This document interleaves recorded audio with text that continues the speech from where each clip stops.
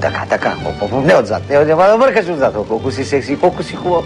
Как ме възбуждаш, как ме караш да крещя. Ма вие кога сте довтасали, моите хора? Почукайте преди да влезете. Не дейте така. Можехме с приятелката ми вече да сме дивидю с голи, дето се вика. Питайте вие сега там. Вредно ли е хората над 70 години да гласуват? Абсурд. За какво ние старите хора да гласуват? Че те са дементни, с Алцхаймер, даже като отидат и вече са забравили за какво са там. Старчока му с старчок, като влезе в тъмната стаичка и край, заспива. Какво да прави? То не им остава много. Как така ще решава моето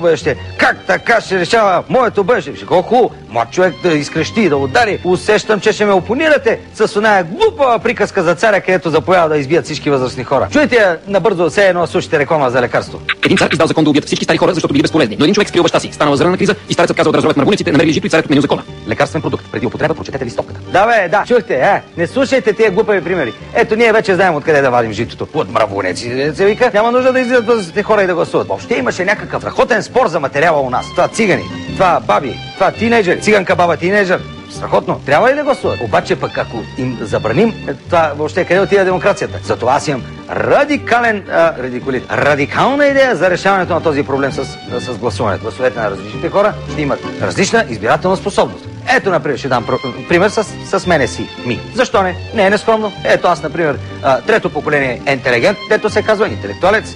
Възпитан, умен, красив на всичкото отгоре. Кой се смета? И те са оженили. Какво? Ето, пускам бюлетина. След мен на опашката такъв тъмен анадолски субект с мустаки и литерат на всичкото отгоре.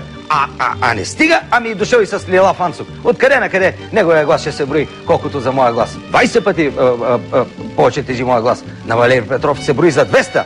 А на Христо Стоичков за минус 1000. Разбира се, трябва да се определи една стройна система за това, чий глас колко струва. Ето, например, ако си учил до 7 клас, 1 глас, завършил гимназия, 2 гласа, висше образование, 3 гласа. Ако си плащаш редовно данъците и не пушиш на обществени места, добавяш още 2. Ако си безработен, махаш 1. Ако си от малцинствата, делиш на 2. Ако идваш от Турция и пътуваш с чавдар, спират те на границата. Ако си чел Шекспир в оригинал, гласуваш в Англия. Ако си алкохолик, се запасяваш с водка от предния ден. Ако си Александър Томов, умножаваш по 0. Елементарно, но пак ще действа страхотно. Само така може да се реши проблема с избирателите в България. Сега, ако обичате, напуснете по-бързичко тази моя скромна удая и ме оставете да се самосъзерцавам.